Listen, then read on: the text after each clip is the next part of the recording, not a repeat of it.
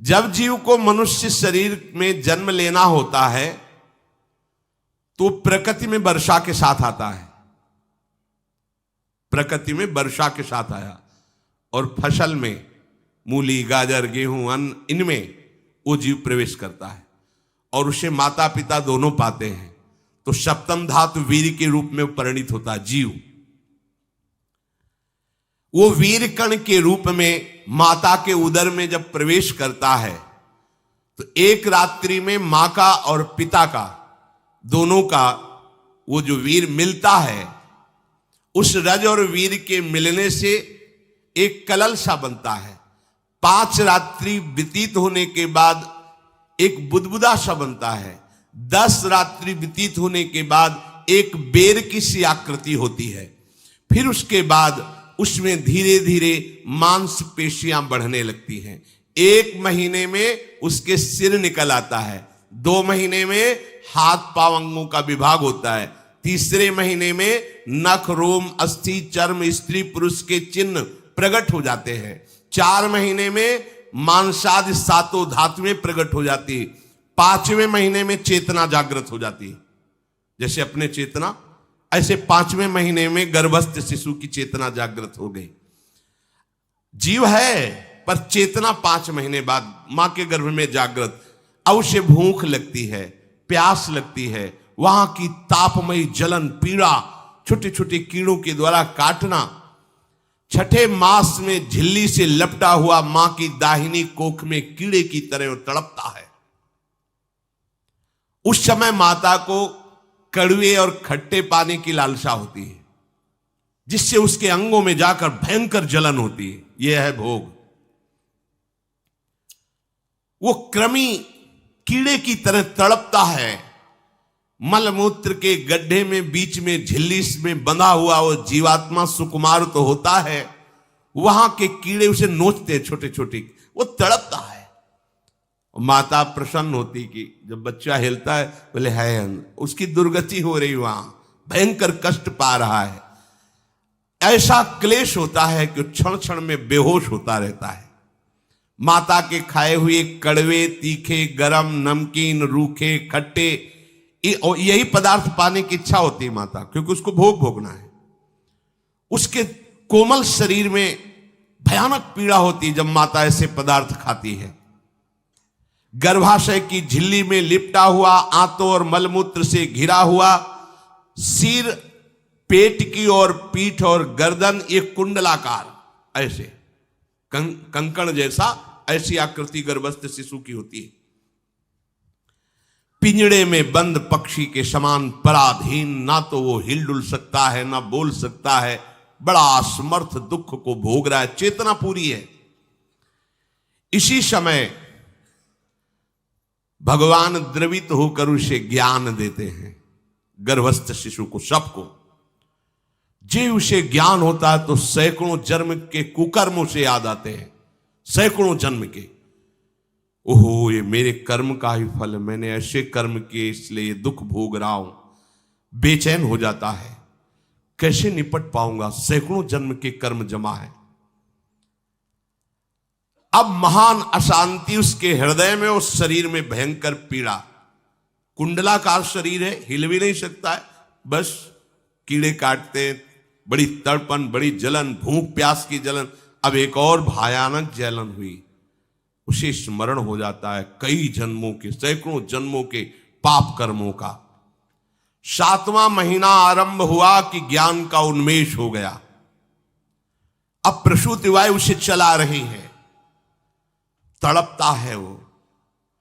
सप्त धातु में स्थूल शरीर से बंधा हुआ वो जीव भयभीत होकर के पुकारता है, अगर कोई भगवान है तो एक बार मुझे यहां से निकाल दे। वो विनय करता है भगवान से, कोई अगर भगवान है जिसने मुझे इस बंधन में डाला है, एक बार निकाल दे, यहां से जाके केवल भजन करूंगा। जीव कहता, जंतुरुवाच तस्योपशन्नमवितुम जगदिच्छयात् नाना तनोर्भुवि चलच्चरणारविंदम सोहम ब्रजामि शरणम रकुतो भयम में येने दृशी गतिरदर्श सतोनुरूपा। हे प्रभु, मैं बड़ा अधम हूं। ये ज्ञान भगवान की तरफ से गर्भस्थ शिशु को होता है। देखो, स्वयं वो इतना कष्ट पा रहा है, फिर जब आप गर्भ हत्या करते हैं तो आपका पाप कितना बड़ा होगा, सोचो। सब माताओं से विनय है, संयम से रहो, सावधान रहो। ये हत्या ऐसी नहीं कि तुम्हारे दान पुण्य से क्षमा हो जाएगी।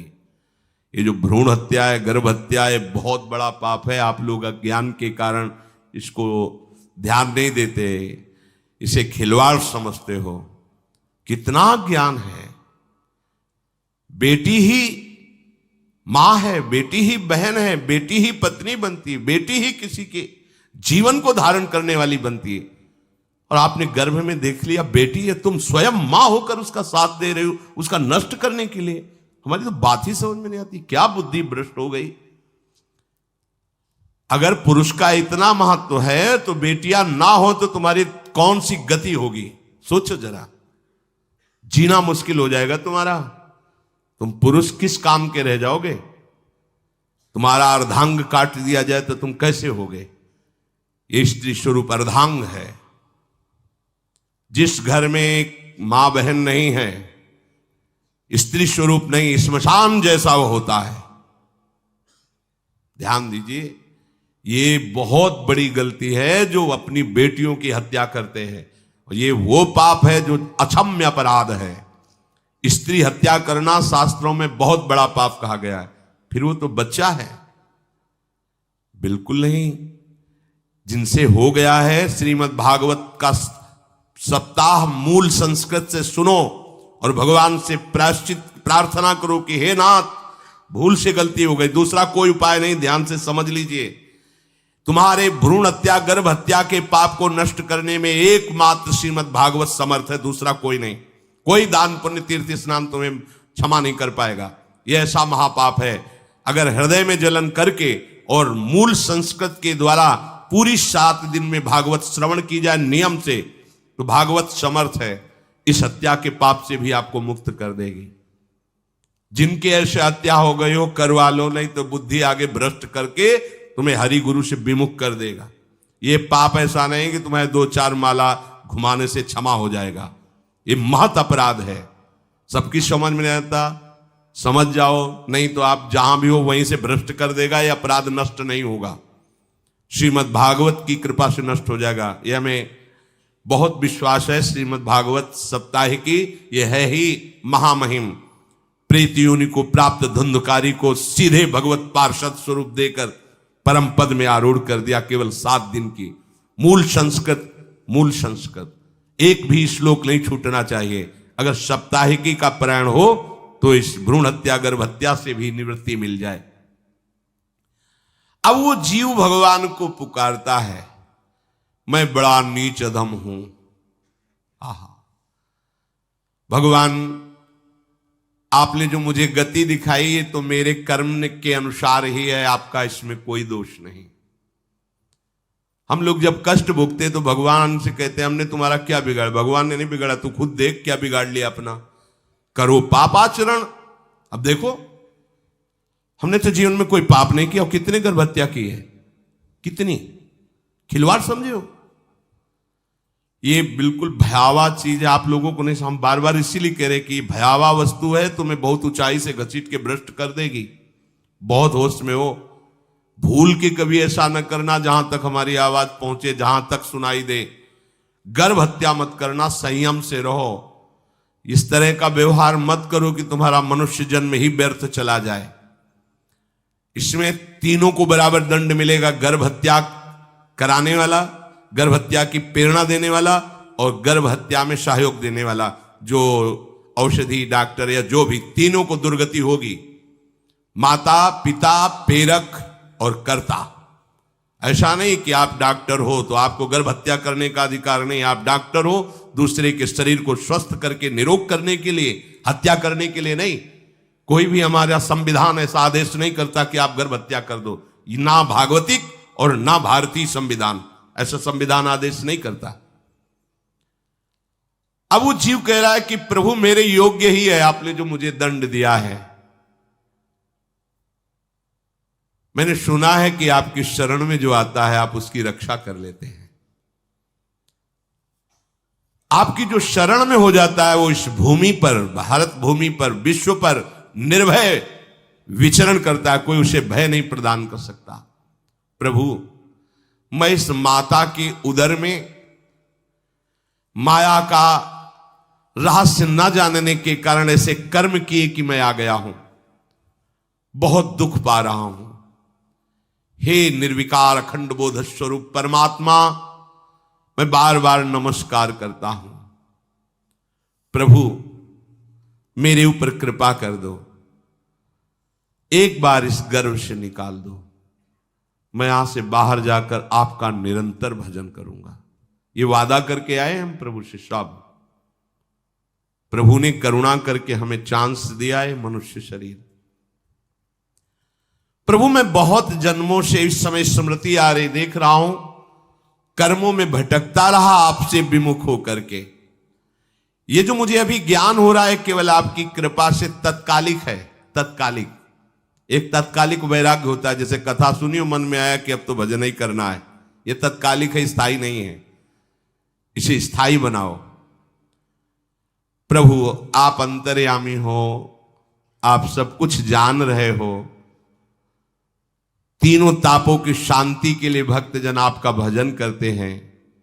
मैं देहधारी होकर जीव माता के उदर में मलमूत्र से रुधिर की झिल्ली में फंसा हुआ माता की जठराग्नि के ताप से जल रहा हूं। प्रभु एक एक क्षण में यहां विकल होकर केवल इंतजार कर रहा हूं कि किस समय मुझे यहां से निकाला जाएगा। दीन बंधु यहां से कब मैं निकलूंगा। स्वामिन आप बड़े दयालु हो, आप जैसे उदार प्रभु ने मुझ गर्भस्थ शिशु को ये ज्ञान दिया। हे दीन बंधु आप अपनी कृपा से प्रसन्न हो जाइए। प्रभु एक बार निकाल दीजिए, मैं ऐसा भजन करूंगा कि दोबारा संसार के दुख में नहीं आऊंगा। कपिल भगवान कहते हैं, हे माता, वो गर्भस्थ बालक शिशु भगवान से प्रार्थना करता है, भगवान का आदेश होता है, तत्काल प्रसव वायु धक्का मारती है। जे ही प्रसव वायु धक्का मारती तो उसको ऐसा भयंकर कष्ट होता है, जैसा पीछे लिखा है कि जैसे जिंदा किसी की चमड़ी उतारी जाए, ऐसा मां के गर्भ से निकलते समय उसे कष्ट होता है। वो अत्यंत कष्ट से व्याकुल होता है। उसी समय उसका वो ज्ञान नष्ट हो जाता है जो भगवान ने दिया था। उस समय उसकी श्वास की गति रुक जाती, जैसे किसी का गला दबा दिया जाए तो कैसा लगेगा। ऐसे ही पूरी की पूरी भागवती की स्मृति नष्ट हो गई। होश आया तब देखा कि वो बाहर पड़ा हुआ है, माता के उस मलमूत्र में सना हुआ बिष्ठे की कीड़े की तरह। गर्भवास में जो दिव्य ज्ञान प्रकट हुआ था भगवान की कृपा से, वो सब नष्ट हो गया। भूमि परत भा ढाबर पानी, तिम जीवे माया लपटानी। चेतन आई तो रोने लगा। वो ज्ञान कहां गया, वो ज्ञानदाता कहां गया। वो कहता कहां कहां, बोले थाली बजाओ बच्चा हुआ है। और वो तो रो रहा है कि कहां, वो ज्ञान कहां गया जिसके बल से मैं कह रहा था कि बाहर निकाल दो, मैं आपका भजन करूंगा। सब खत्म ज्ञान। जो लोग उसका अभिप्राय नहीं समझते वो उत्सव मनाते हैं, बालक हुआ है, वो रो रहा है, वो कहां गया ज्ञान, कहां कहां कहां। छोटा बालक यही रोक कहता कहां। अभी जो ज्ञान उत्पन्न हुआ था, जो अभी भगवान का बोध हुआ था, वो कहां गया कहां गया।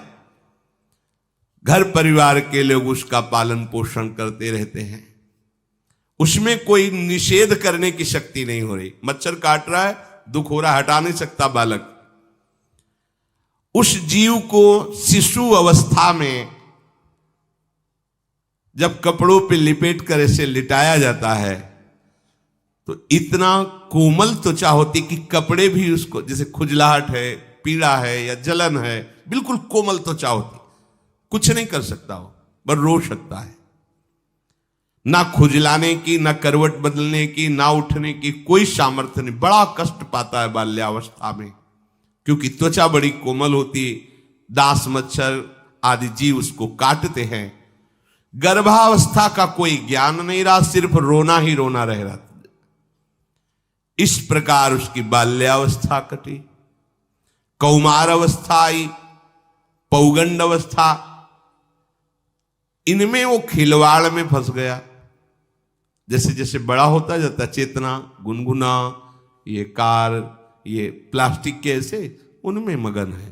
देखो ना छोटे बच्चों को, अज्ञानवश इसकी ये अवस्था कट गई। बड़े भाग्यशाली ऐसे भी बच्चे हैं जो तुतला के बोलते, उनकी मैया कहती राधा बोलो, राधा। देखो ये सौभाग्य, प्रणाम है उन माताओं को जो अपने बच्चों को भगवान नाम बुलाती हैं कि आप बोलो, श्री हरिवंश बोलो, राधे राधे बोलो। धीरे धीरे उसकी युवा अवस्था पहुंची। इस समय उसके अंदर एक भूत सवार होता है, जवानी का भूत है, ये सबके सवार होता है। अगर मंत्र चल रहा है तो भूत नहीं चढ़ेगा, नाम चल रहा है तो भूत नहीं चढ़ेगा, नहीं तो भूत चढ़ जाता है। ये कुछ भी करवा सकता है भूत, भूत ही तो है ना। वैसे ही पंचभूत लिपट गए, ये ऊपर से जवानी का और भूत सवार हुआ, तो जौवन ज्वर के ही नहीं बलकावा। जवानी में कोई भी ऐसा अपराध नहीं जो हो ना जाए। बड़ा भयानक इसमें स्वरूप होता है। इसमें केवल भोग, केवल भोग, एक ही दृष्टि रहती है, भोग भोगना। अज्ञानवश जब भोगों की प्राप्ति में बाधा पड़ती तो भयंकर वो क्रोध करता है, शोकाकुल होकर हिंसा कर बैठता है। जैसी घटनाएं सुनने को मिलती हैं, राक्षसी घटनाएं, ये भूत है जवानी का। जहां कामना में बाधा पहुंची, क्रोध, क्रोध में वो समझ नहीं पाता कि मेरे जैसा ही प्रिय शरीर उसका है जो मैं वर्ताव कर रहा हूं। सदेहेन मानेन वर्धमानेन मन्युना करोति विग्रहम कामी कामेष्वंताय चात्मनः। जैसे जैसे देह बढ़ता जाता है, पुष्ट होता जाता है, वैसे वैसे भोग वासना और अभिमान बढ़ता जाता है। वो काम परवश होकर अपना नाश करना शुरू कर देता है। यौवन, वो फिर खोटी बुद्धि वाला वैसे ही पाप करने लगता है जिन पापों के कारण उसकी दुर्गति हुई थी, नरक आदि की, और मां के गर्भ में आया था। देहाभिमान वश निरंतर मैं करूंगा, मैंने भोगा, मैं वो भोगूंगा। उसे ये ज्ञान नहीं रहता कि मैं वादा करके आया हूं कि भजन करूंगा और इस संसार से मुक्त हो जाऊंगा, भूल गया। इसी शरीर से उसको फिर भयंकर कष्ट भोगने पड़ेंगे। इसी का नाम संसार चक्र है। अगर कहीं उसे सत्संग मिल जाए, सन्मार्ग में चल दे, तो माया भेजती है दो प्रकार के लोग उनको भ्रष्ट करने के लिए। एक जिह्वा रसेंद्री को और एक उपस्थेंद्री जनेंद्री के भोगों का समागम भेजती है। फिर ही भोगो, ध्यान रखना, शास्त्र है, सत्य एक एक अक्षर है। जब किसी को सत्संग मिल जाता है तो सत्संग का प्रभाव होता है भगवत मार्ग में रुचि पैदा करना, प्रभु अच्छे लगना, प्रभु का नाम जप करना, सत्य मार्ग में चलना। जब तुम सतमार्ग में चलोगे तो दो प्रकार के लोग भेजे जाएंगे।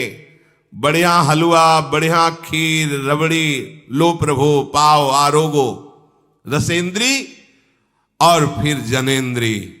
फ्री, कोई परेशानी नहीं, भोगिए आप।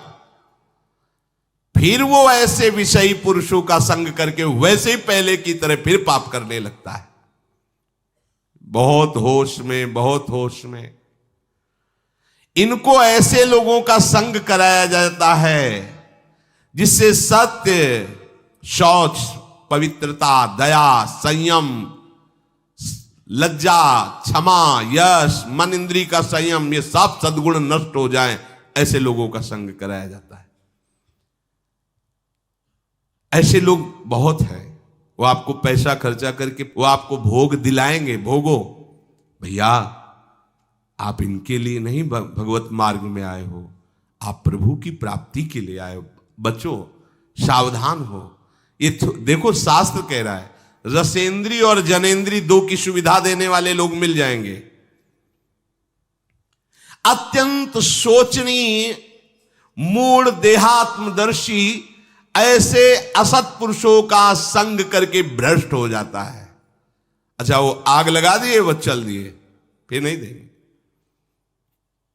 कुछ लोग ऐसे होते हैं, ये 10 दिन अपने पैसे से आपको नशा करवाएंगे, फिर इसके बाद तुम्हें उनके पैरों में गिरना पड़ेगा, फिर मांगने से भी नहीं देंगे, पहले फिर ही देंगे। आदत बिगड़ गई। अब ऐसे लोग मिलेंगे, मुस्कुराएंगे, हंसेंगे, आपको गले लगाएंगे, आपको लगेगा जीवन का सार मिल गया, फिर इसके बाद जूते चलाएंगे, गली में नहीं देखने देंगे। अब तुम्हारी वृत्ति बिगड़ गई, तुम उधर ही ताको, होश में, होश में।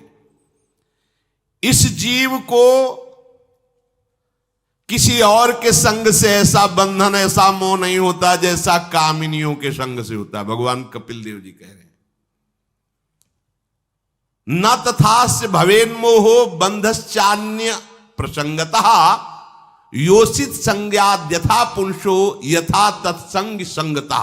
कामी पुरुषों का, कामिनियों का संग जैसा परमार्थ भ्रष्ट करता है, वैसा और किसी से नहीं हो सकता। इसलिए तुम इतना अपने को मत साधक समझ लो कि हमारा कौन बिगाड़ सकता है।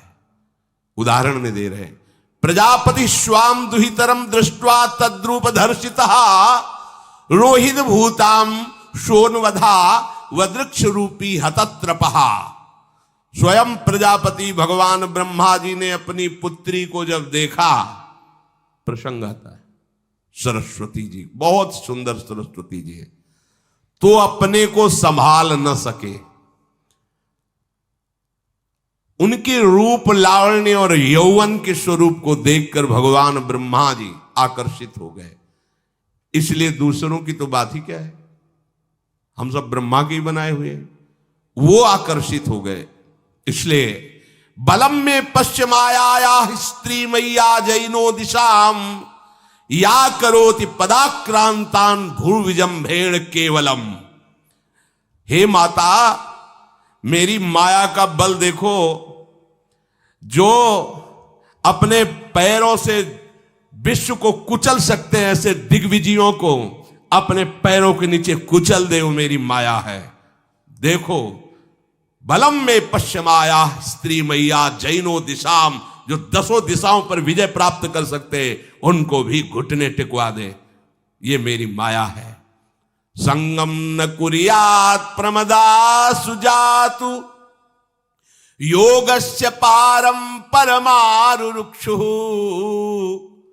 मत्सेवया प्रतिलब्धात्म लाभो वदंति या निरय द्वारमस्य। श्री भगवान कह रहे हैं, अहो मेरी इस माया का बल देखो। इसलिए जो मेरे को प्राप्त करना चाहता है, योगारूढ़ होना चाहता है, भजन में आगे उन्नति चाहता है, उसे चाहिए जो तुम्हें भ्रष्ट करने के लिए इशारे करे, चाहे स्त्री हो चाहे पुरुष, तजिए ताहि कोटि बैरिशम यद्यप परम सने। वो मित्र नहीं, वो माया के द्वारा भेजा हुआ दूत है। चाहे कोई भी हो, होश में तुम समझते हो कि बाजी जीत गए, भाग्य खुल गए, तरस रहे थे भोगों के लिए, मिल गए भोग। अरे नारकी गतियों से बचने के लिए तुम्हें अवसर मिला था, फिर नरक जा रहे हो। तुम समझते हो कि इसको भोग ले तो सुखी हो जाए, उसको जो भोग रहा है वो समझता है उसको भोग ले तो सुखी हो, उसको वो पूरी सृष्टि इसी भ्रम में फंसी हुई है। होश में हो जाओ। जो परम पद चाहता है, भजन करना चाहता है, ठीक से मार्ग में चलना चाहता है, उसे शब्द भगवान के याद कर लेने चाहिए। चाहे वो स्त्री हो चाहे पुरुष, जो तुम्हें गंदी बातें सिखाए गंदी बातें, दिखाए गंदी बातें करने के लिए प्रोत्साहन दे। जाके संग कुमति मति उपजय, करत भजन में भंग तजोरे मन हरि विमुखन को संग। गृहस्थ हो तो धर्म के अनुसार अपनी पत्नी मात्र में सीमित रहो। ये उद्दंडता तुम्हारा नाश कर देगी। ये जो आज नई रीतियां चल रही हैं, ये भगवान ब्रह्मा जी ने अपने पुत्रों को बुलाया। चारों युग ये पुत्र हैं भगवान ब्रह्मा के, सतयुग, त्रेता, द्वापर, कलयुग। सतयुग से कहा भाई हमने रचा है नरक, तुम्हारा स्वभाव सत्य में स्थित होना है, इसलिए हमारी आज्ञा का पालन करो कि नरक खाली भी नहीं रहना चाहिए। तो उनका पिताश्री, जब हमारा स्वभाव आपने ही रचा है तो मेरे राज्य में कोई नरक जाए, भूल चूक से किसी को नरक नहीं जाने देंगे। त्रेता से कहा तो उन्होंने कहा कोशिश करेंगे अपने बड़े भाई का अनुगमन करने की। द्वापर से कहा तो उन्होंने कहा कोशिश करेंगे आपकी आज्ञा का पालन करने की। समझना। लेकिन जब कलयुग आया तो मुस्कुरा के बोला, पिताश्री जैसे बड़े भैया ने कहा मेरे राज्य में कोई नरक मेरी जानकारी में नहीं जा पाएगा, ऐसे ही मेरे राज्य में कोई स्वर्ग या परम पद मेरी जानकारी में नहीं जा पाएगा। मैं सीधे हाउसफुल करूंगा नरक। देख लो ना, शराब पीना, व्यभिचार करना, जुआ खेलना, चोरी करना, हिंसा करना, इसके प्रधान स्थान है। ब्रह्मा जी से कहा आप चिंता मत करो, जैसे बड़े भैया कहते हैं कि हमारे राज्य में कोई नरक नहीं जाएगा, ऐसे हम आपको वचन देते हैं। अगर हमारी दृष्टि पड़ी तो न स्वर्ग जाने देंगे न परम पद में जाने देंगे। तभी महाप्रभु कहते पाए जान जगत में सब जन कपटी कुटिल कलयुगी टंचू। कलयुग ने सबको देख रखा है, सबको अधीन कर रखा है। अगर बच सकते हो तो एक हरिनाम है, राधा नाम है, जो कलयुग का प्रभाव नहीं पड़ने देगा। इसलिए होश में, चाहे वो पुरुष हो या स्त्री हो, रिश्तेदार हो, नातेदार हो, कोई हो, जिसके संग से भोग वासना बढ़े, भगवत विमुक्ता हो, दूरी बना लो, तत्काल दूरी बना लो। वो मित्र नहीं, वो भारी दुश्मन है, जो तुम्हें फिर वही दुर्गति में ले जाएगा जो गर्भ में वादा किया वो नहीं कर पाओगे। भगवान कह रहे मैं इसलिए मना कर रहा हूं कि ये खुला हुआ नरक का द्वार है। वदंती या निरय द्वारम अश्य, निरय माने नरक का द्वार, अश्य माने ये भोग विलासिता खुला हुआ नरक का द्वार है। इसका भाव यह है कि इसमें सुख तो है नहीं, सुख भासता है। भासना और है में अंतर है। जैसे रेत में हम देखते हैं सूर्य की किरणें पड़ने पर निर्मल जल भासता है, और प्यास के कारण हम दौड़े तो वहां बालू ही मिलेगी, फिर आगे भासता है, फिर भागे तो फिर भागने से प्यास बढ़ती जाती है, पानी मिलता नहीं। ऐसे ही परस्पर आकर्षण में सुख भासता है, होता नहीं। जब हम उसको स्वीकार कर लेते हैं तो एक मन में उदासी आती कि यहां वो तो मिला नहीं जो चाह रहे थे, तो वो दूसरा दिखाता है, वो आगे, वो उधर गया तो फिर वो पूरा जीवन नष्ट हो जाता है।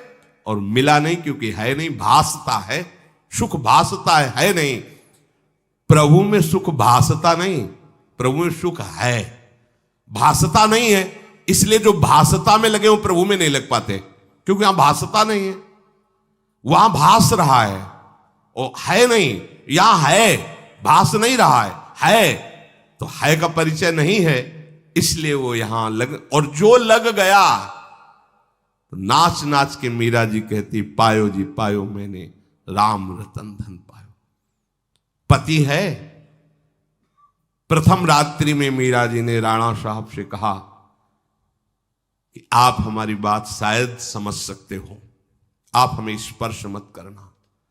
मैंने सुहाग गिरधर के नाम का भरा है, मैं तुम्हारी पत्नी नहीं हूं। लोक व्यवहार के कारण तुम पति रूप में आए हो, तो मैं चाहती हूं कि तुम मेरा सहयोग करो। मैं एक पतिव्रता हूं गिरधर की। मेरे तो गिरधर गोपाल बैठे थे एक ही सैया में, उतर के चरणों में बैठ गए। मीरा जी के चरण पकड़े के अहो भाग्य, मुझे ऐसे सौभाग्य मिला कि आपका पति होने का। एकांत में आप हमारी गुरु होंगी, और समाज में आप पत्नी का स्वांग करेंगे, जिससे आपको विक्षेप नहीं पड़े। आजीवन निर्वाह किया।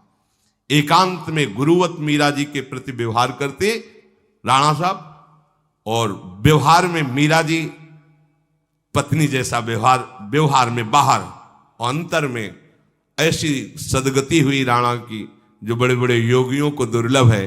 वो मीरा जी जीवन में कभी भी किसी भोग को स्वीकार नहीं किया। गिरधर के रंग राची, सब भोग चरणों में लुट रहे थे। सोचिए, राज परिवार में ब्याही गई, क्या था? किसी भी सुख की आकांक्षा नहीं। यह है रंग श्री हरि का। है नहीं ना उनमें सुख। जो है सुख वो मिल गया तो फिर भासने की तरफ क्यों बढ़ेगा?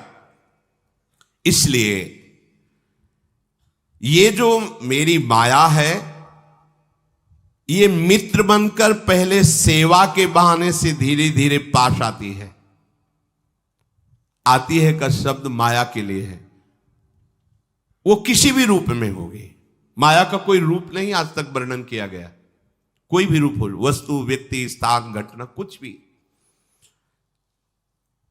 उपासक जब समझ नहीं पाता तो वही उसके नाश का कारण बन जाती है। बहुत सावधान। हमें नहीं पता किस रूप में आएगी। जिनको पता है हम उनको अपने पास रखें। वो है नाम राधा राधा, फौरन पता चल जाएगा आपको पक्का। ये ठीक नहीं, नहीं बहुत श्रद्धा नहीं, बिल्कुल हटो, बिल्कुल हटो, अंदर से बिल्कुल हटो। नहीं तो कोई समझाने वाला थोड़ी था बचपन से हमें कि भाई पास कोई हो, यही नाम। जहां कहीं कोई प्रियता, कहीं आश्रमों में कहीं कुछ समझ, हटो हटो हटो। ये नाम हटाते हटाते हटाते जहां लगाना चाहिए वहां लगा दिया। नाम अगर है अंगरक्षक तो तुम्हें माया से बचाता रहेगा, क्योंकि जिनकी माया है उन्हीं का नाम है। वो खूब अच्छे से जानता है, माया को पहचानता है। नाम आप नहीं पहचानोगे पक्का, क्योंकि वो बाहर से ही नहीं आती, वो अंदर से भी आती है। ये सब माया के ही पार्षद है। मन बुद्धि चित्त अहंकार सब माया में है। नाम चलेगा तो अंदर और बाहर दोनों जगह सुरक्षित रखेगा। पकड़ लीजिए। वो तिनके में ढके हुए कुएं के समान होती है। पता नहीं चलता कि कितना गहरा कुआं है। ऊपर से तिनके से ऐसा लगता भूमि, जेब पैर रखा गिर गए कूप में, अब निकल नहीं सकते। जब मेरी माया में आसक्त हो जाता है तो अंत समय फिर उसी माया का स्मरण आता है। वही सब मैं और मोर तोड़ते हैं। अब वो फिर उसी चिंता से फिर वही फंस गया, फिर वही दुर्गति प्रारंभ। तो हे माता,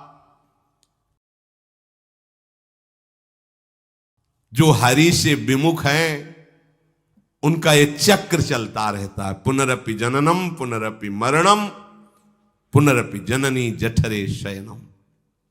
इसलिए मुमुक्षु उपासक को चाहिए कि ना कोई भय स्वीकार करो, डरो मत माया से।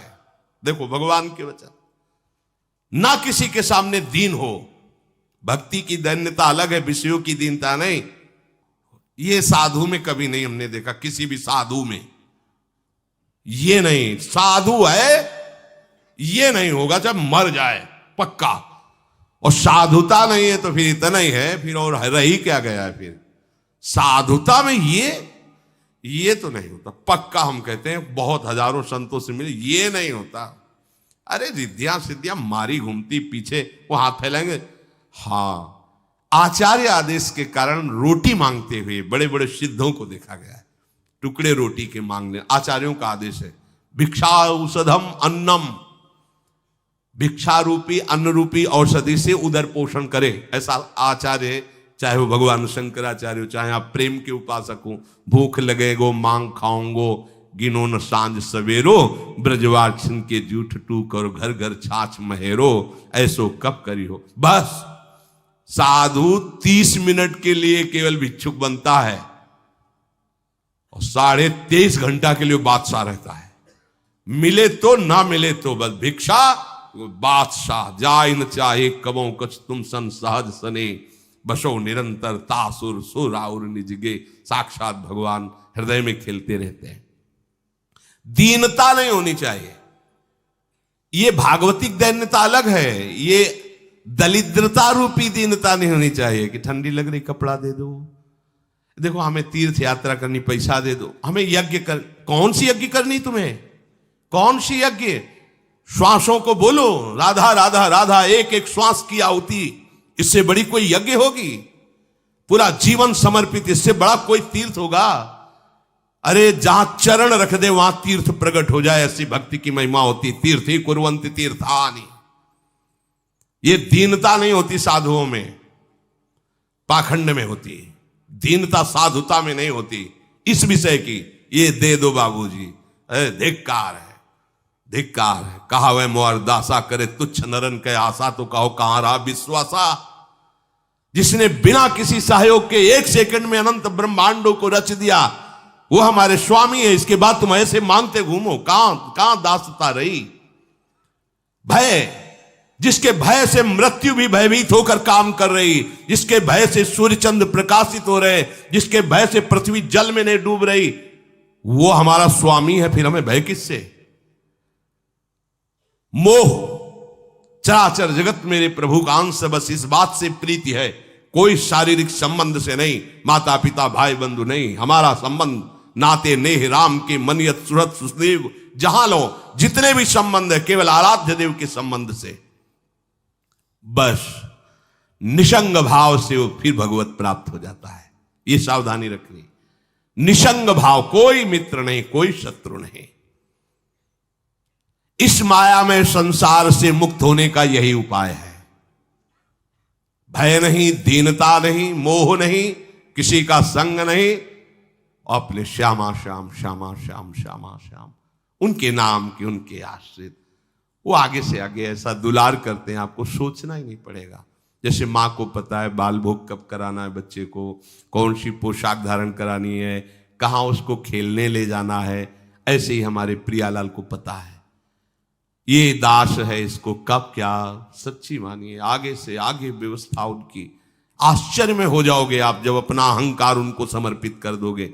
हम अहंकारी जीव अपने अहंकार के कारण धक्का खाते घूम रहे, नहीं, अखिल कोटि ब्रह्मांडों का सृजन करने वाला प्रभु है। 4 लाख योजन का एक पहाड़ केवल है, सोने का प्योर सोने का, मिलावट नहीं। 4 लाख योजन, एक योजन 4 कोस, एक कोस 3 किलोमीटर, कितना एक से एक रत्न इस पृथ्वी में है। ऐसे मालिक के गुलाम हो, ऐसे हाथ फैलाते घूमो। राधा राधा, इस शरीर को बहुत ध्यान से सुन लो, जो इस शरीर को निक्षेप माने धरोहर होता है, धरोहर की भांति, जैसे हम तुम्हें दे दें कि 500 रुपए रख लो, हमें जब काम लगेगा ले लेंगे, तो 500 रुपए रखे आपकी जेब में, लेकिन आप कभी उसे अपना नहीं मानेंगे। अगर कभी आवश्यकता पड़ी, किसी ने बताया कि 500 रुपए आपकी जेब में, नहीं, वो तो धरोहर है। जब वो मांग लेंगे तो उनको हम खर्चा, धरोहर का खर्चा स्वयं में नहीं किया जाता। ईमानदार आदमी धरोहर को जैसे रखा वही, ये नहीं कि हम 500 खर्चा कर लेते हैं फिर कमा के 500 दे देंगे, नहीं, वही सेम टू सेम वैसे ही वापस होगा। तो ये शरीर प्रभु की धरोहर है। सुधा निधि में भी एक श्लोक में आया है, ये प्रियाजू की धरोहर है। कबीरदास जी ने कहा है, चदरिया जैसी की तैसी धरि दीनी, जैसी दी थी प्रभु हमने मलिन नहीं की, वैसे की वैसे वापस कर दी, तो क्या होगा उसका परिणाम, मोक्ष, भगवत प्राप्ति। इसे मलिन करने का अधिकार तुम्हें नहीं। ये चदरिया जो मिली है मनुष्य शरीर, ये भगवत प्राप्ति, इसे गंदा मत करो। शरीर को धरोहर की भांति रखकर, ये गुरु की संपत्ति है, ये इष्ट देव की संपत्ति। तन वांग मनोभिरमलई सोहम तविवासिता, ये शरीर, ये मन, ये वाणी हमारे गुरुदेव को समर्पित, उनकी आज्ञा के अनुसार चलना है। तो क्या होगा, अनासक्ति बढ़ेगी, किसी से कोई राग नहीं, अनासक्त होकर वो भगवत प्राप्त हो जाएगा। एक ही उपाय समस्त दुखों से बचने का, मामुपेत्य, जो मेरे आश्रित हो गया, मेरा भजन करता है, पुनर्जन्म नहीं होता उसका, क्योंकि दुखालयम शाश्वतम, संसार में वही जवानी, वही बुढ़ापा, वही रोग, वही योनियों में भटकना। थोड़ा तो थक जाओ। तुम्हें नहीं चाहिए दिव्यता तो कम से कम इतना समझ लो, फिर वही प्रारंभ वाली बात कहते हैं कि देश विदेश सुख के लिए भटकते हो, तो हम भी तो ऐसे देश की बात कर रहे जहां सुख ही सुख है,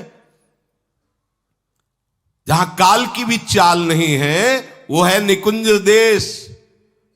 निकुंज देश के राजा हैं श्यामा श्याम, चलो ना वहां, राधा राधा रूपी धन कमाओ, यहां किसी से व्यवहार न करो, प्रेम का व्यवहार भगवत समर्पित करो, राग द्वेष का व्यवहार मत करो, तो इसी जन्म में ये कर्म परंपरा खत्म हो जाएगी। पता नहीं कौन कौन सी योनियों में हमें जाना पड़े मां के गर्भ में। इसलिए भाई ये आखिरी जन्म होना चाहिए, ऐसा कर लो, ऐसा धन कमा लो जो तुम्हारे साथ चले, वो है राधा नाम। अब जीवन में धोखा ना होने पावे। सबसे प्रार्थना है बच जाओ, आगे और कलयुग भयानक रूप लेके आएगा, आपसे भजन नहीं होगा। अभी देख लो, न खान पान पवित्र है, न संग पवित्र है, न दृश्य पवित्र है, आगे तो और भी। ये ऐसा समय पैदा करेगा कलयुग कि कोई राम कृष्ण हरि नाम सुनाई नहीं देगा। भा भ्रष्टाचारा सब संसारा धर्म सुने नहीं, कहीं स्वाहा स्वधा तो खत्म होता जा रहा है। देख लो, पहले यज्ञों की भरमार होती थी, कहां यज्ञ हो रहे हैं। ऐसे ही अभी सत्संग सुनने को मिल रहा है, कितने जगह सत्संग होता है, भगवत प्राप्ति का कितनी जगह सत्संग होता है, खोज लो आप पूरे भारत में। कितनी जगह शुद्ध शास्त्र सम्मत भगवत मार्ग की बात मिलेगी। कितने नाम जापक रह गए हैं। वास्तविक आगे चल करके आपको सपोर्ट ही नहीं मिलेगा भक्ति का। जैसे अभी डरने लगे कि अगर तिलक लगा के जाएंगे तो ऑफिस वाले क्या कहेंगे, स्कूल में तो कंठी और तिलक ही नहीं धारण करने दिया जाता। बच्चे कहते हैं, घर में कहते हैं तुम सुहागवती हो, कंठी तो विधवा धारण करती हैं। कैसा दुर्बुद्धि घर वाले। और ठाकुर सेवा ये तो विधवाओं का काम हुआ। सच्ची सौभाग्यवती वही है जिसने ठाकुर सेवा स्वीकार कर ली। सच्चा मंगल सूत्र कंठी ही है जिसने हरि का पहन लिया। कैसी मंद बुद्धि है लोगों की। ऐसी मतलब सौभाग्यवती भी कंठी पहन सकती हैं, तो हमें लगता है इससे बड़ा दुर्भाग्य क्या होगा, हम इसे सौभाग्य मानेंगे। राम हरि कृष्ण बोल न पावे, कंठी न धारण करे, रज न धारण करे और उसे सौभाग्यवती, तो कौन सा सौभाग्य। मरण धर्मापति, कुछ दिन में वो भी मरेगा, फिर बनना क्या बनना, न भजन लायक रह जाओगे न संसार लायक रह जाओगे। प्रार्थना मान लो, थोड़ा कड़ुआ लगेगा लेकिन बहुत मीठा है परिणाम इसका। यत् अग्रे विस्मयो परिणामे अमृतोपमम्, जिसमें शुरुआत विष जैसी लगे उसका परिणाम अमृत में होता है। खूब भजन करो और इसी जन्म में श्री जी को प्राप्त करो। श्री राधा वल्लभ लाल।